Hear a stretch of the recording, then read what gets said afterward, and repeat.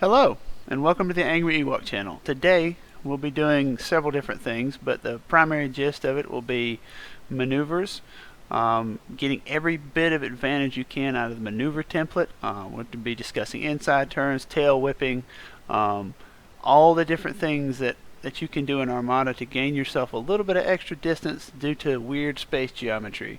We'll also have a quick excerpt on dice probabilities and knowing your dice probabilities.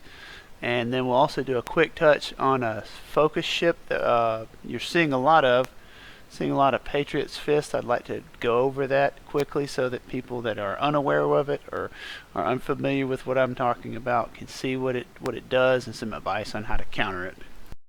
If you play enough Armada, this will happen to you. You've got a ship, it's limping, and it's late in the game. All you got to do is get outside of weapons range of one scary ship to save your bacon. And you've been taught from grade school that the shortest distance between 2 points is a straight line. So to get as far away from him as I can, I need to go straight. That is not the case in Armada, and I'll show you why. If you move straight ahead here, this Munificent, its back, its rear will still be in arc of this arc and range of this Mon Carin. However, because of the way the maneuver template works in Armada, you can do something I call tail whipping. This Munificent, going speed 2, can do this native turn to the left, and because of this, you're pulling your back end, the part that was going to get hit, out and away. And it basically creates more distance with the same speed movement. And what you end up with is this gap here. You'll see between the white line that's closest to the Mon Carin is basically where you were, where your back end ended up going straight, and then you see the amount of distance that we've created in addition with this tail whipping maneuver. Sometimes this is all you need to get out of arc or out of range and save you. So when running, when trying to get away, think about this. This is especially good on ships that have 2 clicks at the last joint, and it makes it very, very hard for people to catch you. You're basically making your ship function as if it were faster than it is. Similar situation. Now the Mon Carin is the one hurting and on fire. It's got a couple cards left that needs to survive, or it's trying to get somewhere else, and you do not want to slow down. You want to maintain your speed. Because right here, if the Mon Carin were to slow up, it could easily do a 2, maybe. It could definitely do a 1 maneuver, but depending on the situation in the game, it may not need to or want to do that. It may lose out on potential shots. It may, there's a variety of reasons why you want to maintain your speed, but it doesn't want to get hit by this Munificent. So we could, the tightest we can turn and maintain our speed with this Mon Carin is going to be a speed 3 maneuver with a double click at the first joint enabled by a nav command. So that would look something like this. Unfortunately, we do stray into weapons range. You can see, you've got probably a good inch worth of overlap between the red circle and the cardboard of the ship here. Now, something Mon Carins or Liberties are particularly good at is inside turning, even with a large base. If you put it at the first joint and you go to speed 3, you can inside turn with this thing. And you can see here, by putting the maneuver template on the opposite side, you can inside turn and look at the distance that you're the distance that you're creating with that inside turn. Before, our ship was a good inch into the arc, and then with the same maneuver, just putting the template on the opposite side, this inside turn has bought us 1.5 inches, and we've dropped in outside of weapons range and maintained our speed 3. So just something to think about. Even on your big ships, if you can get 2 clicks at the first joint, you can do this. On the topic of inside turning, sometimes I like to do the squiggle. I call it different things, but you see this CR90, it's got 2 to the right and then 1 back to the left inside turning, and it's again slowing up, dropping in outside of weapons range, but it's position this arc line slightly differently. And the point I want to make here is that once you commit to that inside turn, adding a click at the end of the turn, so long as you're going back to the left, is fine. It's not really going to affect how close you are to the enemy that much. We're talking about, clicking one back to the left is only really going to give you about 4 to 5 millimeters more movement forward, so it's probably not going to get you into range. And you can see here, this is the traditional 2-click to the right and straight inside turn. It's farther out of the arc, but not a whole lot, and you, depending on who's going first, who's going second, what's your arc lines, where you want to lay your double arc, feel free to play with that, because depending on where you're putting that arc line is going to generate your offense. And really what you're looking at is threatening with offense and having an escape vector with this CR90. Space geometry can also be utilized on offense. This Moncarian is trying to pursue this Munificent. It needs one more shot. It's round 5. You've taken your shots, you're moving, and so you've got first player. You've got to get into weapons range to put the final shot on this Munificent. Well, at speed 3 plus an engine tech straight ahead, you're going to come up short, and you can see this here. So what do? Well, you have to recognize that it's late in the game. The direction I'm pointing my ship is not as important as just getting the shot. So you may move to a spot that you wouldn't normally go to. You may move and point yourself in a direction that flies you away from this Munificent, but you're just trying to get one more shot. So you use your native single click at the last joint at 3, and then you engine tech and get your 1 click from that, and you end up here. And you can see the front arc of the Moncarian is hitting the hard cell now, and you're going to get your shot. So you can go first, shoot, pop him, and be on out your way.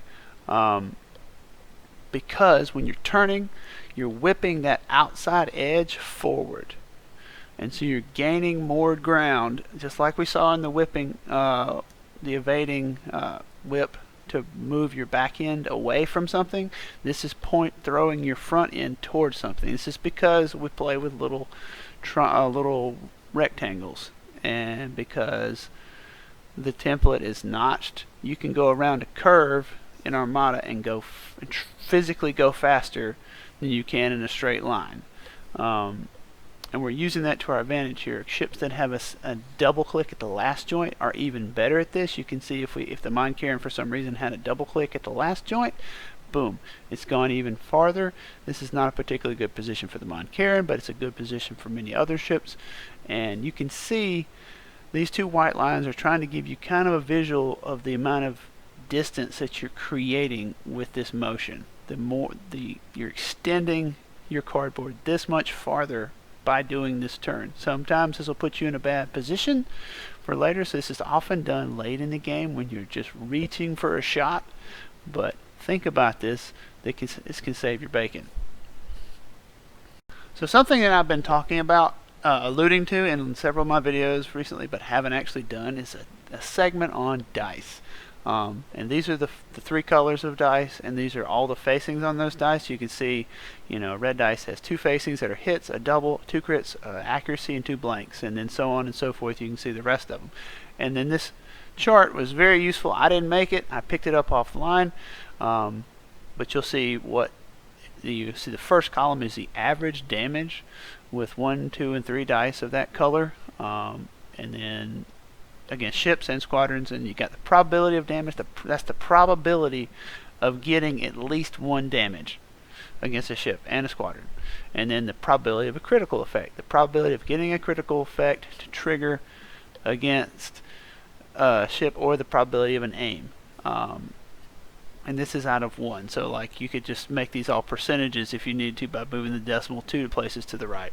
The big takeaways here are that red dice have the most facings that do not do damage. They have 2 blanks and an accuracy, which doesn't add damage to the result.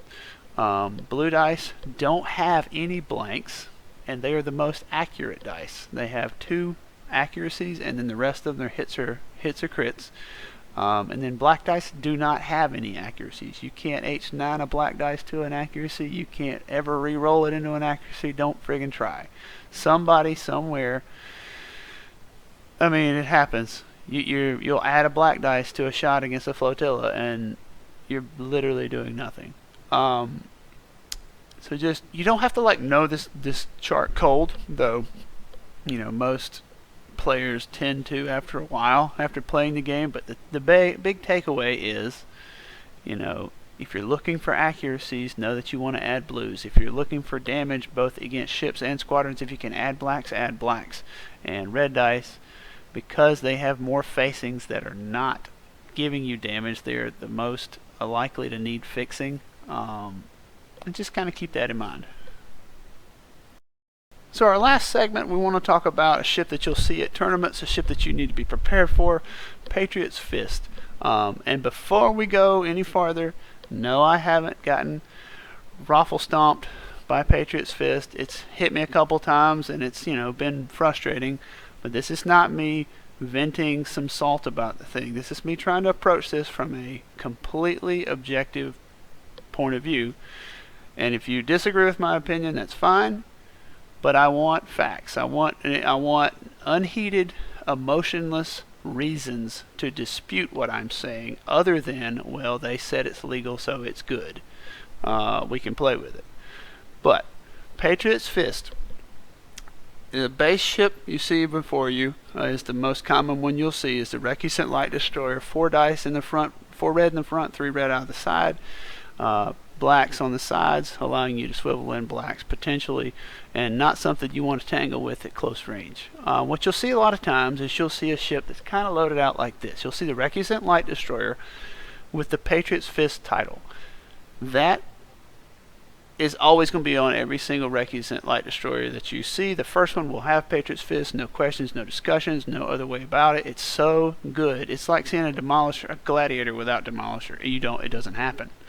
Which should be your first indication of how powerful and potentially concerning it is, because you're adding 2 blue dice at long to medium range. Adding 2 blue dice for 6 points with the supposed downside of not being able to double arc. So you're either getting a double arc or you're using this. So either way you're winning. But for 6 points you're adding 2 blue dice at any range other than short. So again, that should probably be at least a 10 to 12 point upgrade. Ask any of those Star Destroyer based add blue dice cards how much that should cost. Doesn't have a lot of dice fixing, so a lot of times you'll see Shumai. It has a weapons team slot, so you might see ordnance experts, you might see veteran gunners here, depending on what they're trying to do with it. If they're going with swivels and probably swiveling in blacks, you'll probably see OE. If they're not, you'll probably see vet gunners, because you have a bad red dice roll, just pick it all up and shoot it again. And your blue dice can never fail you. There won't be any blanks. There'll be something to use. It may not be exactly what you'd want, but you won't get nothing. So you're really trying to fix those red dice. And just because for 4 points, Proton Torps is pretty nice. Wide Area Barrage might be kind of fun here too, but you'll see that a lot as well. So just so you know what to expect, if this thing shoots you without an Admiral being factored in at long range, it's going to hit you with a minimum of 6 dice. It's going to hit you with 4 reds, 2 blues, with nothing else added. So the same shot a Decap Vic can do, the dice color is 1 different, like 1 extra blue and 1 less red off a Decap Vic, but it can do that 6 dice shot at long range every single turn, no exhaust, on a large base. So not sure how that happened, but from there we'll move forward into the fact that it can swivel in. So a lot of times what you'll see is it'll swivel in a black dice, so you're getting hit with 7. It'll be 4 reds, 2 blues, and a black. Because the nav chart is pretty good, a lot of times they'll just confire here and just put it 2 with a token to get to 3 and escape when it needs to. So a lot of times you're getting hit with 2 reds, 2 blues, 2 blacks. So you're getting hit with 8 dice at long range every single turn. And then you can start adding on whatever effects you want to do. A lot of times you'll see them run with Martuk or TF-1726, which is the raid bot commander. Martuk would add a red dice to this, just flat out, so long as you're shooting at a facing with a shield, which is pretty common as a first, because this is kind of your first strike usually. So So that would take you up to an additional red dice. You're now getting hit with 5 reds, 2 blues, 1 black, potentially confiring into 2 blacks. So you're getting hit with 9 dice at long range every single turn. Not a decap, not an exhaust, nothing. Simoons can't do that, and their base point cost is 20 points more than this. TF1726, he can add dice, black dice equal to the number of raid tokens you got, up to a maximum of 2. So you could potentially add up to 2 with this. If you're at medium range, a lot of times they'll take the B2 rocket troopers with this, and so at medium range it can apply its own raid to you before it shoots. So if you're fighting a raid bot Patriots Fist, just expect that at medium range it's functionally going to get another black dice from this admiral, because he's going to hit you with the B2 troopers to give you a raid of some type, and then he's going to hit you, so you're going to get hit with the 4 reds, 2 blues, 2 blacks at a minimum, 1 from the swivels, 1 from the raid bot. If you have 2, it'd be a third one, and you make confire. So you could get hit with up to 11 dice here at medium range on a platform. This is the part that frustrates me. That platform that I just created is 118 points. So less than the base cost of an Imperial Star Destroyer 2. You can produce up to 11 dice with an Admiral effect added. But without an Admiral effect added, you can still produce 9 dice at long or medium range. Range doesn't matter, for 118 points. And that frustrates me. I don't think that makes sense in the current game. I think that is way overpowered in terms of point cost to damage output. That being said, what I wanted to say to you guys today is that it's been my experience that, yes, its only weakness, it's the only thing that it doesn't have, is it doesn't have a defensive retrofit. And it has unique tokens. So it's a little bit susceptible to damage. Everybody says, oh, it's real fragile. It's no more fragile than a Vic because, for the same points cost. So don't say that it's fragile, because it's faster, same hull, same shields, and has 2 different tokens that mitigate damage versus a single token that mitigates damage. A brace token versus a brace token and an evade.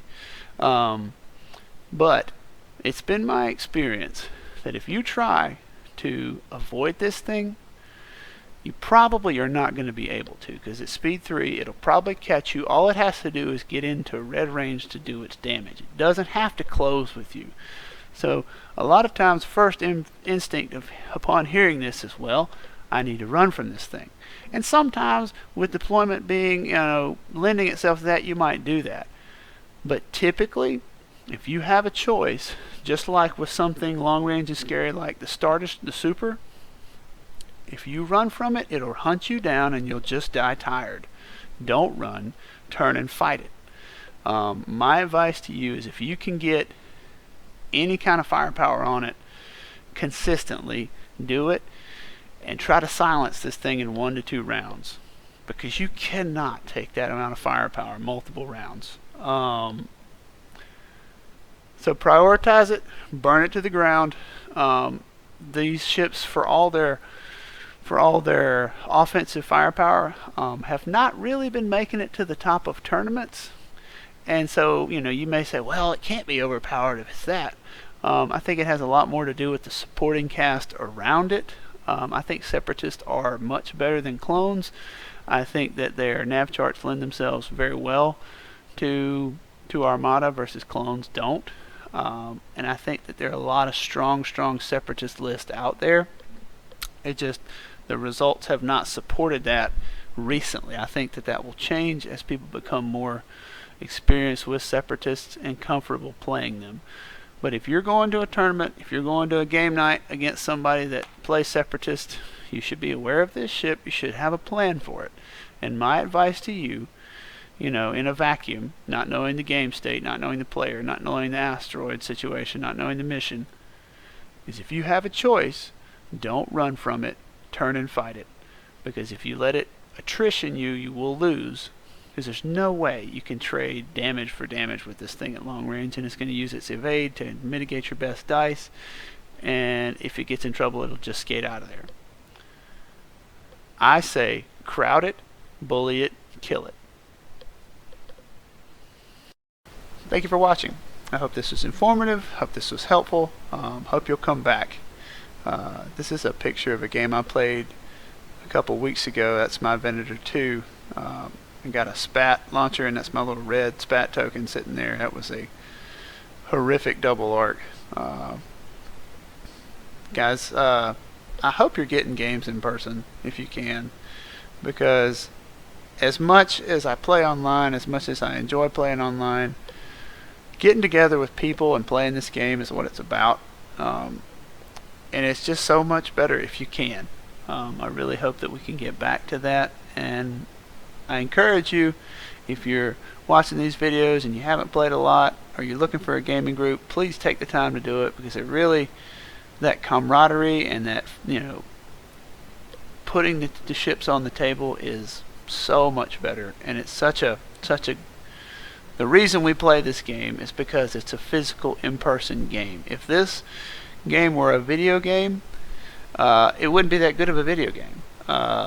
We would want something a lot smoother and cleaner, but we play this game to get on a table with a person and roll some dice and have that physical person-to-person interaction. And so if you can, I highly suggest that you do that. It's a big part of the hobby, and as the tournaments are coming back, as conventions are opening back up, please take the time, schedule a trip, come play with us, guys, because that's what keeps the community going. If you've never been to one, these big tournaments are so much fun, and everybody there is usually very happy and inviting to new people in the community. You will not regret it.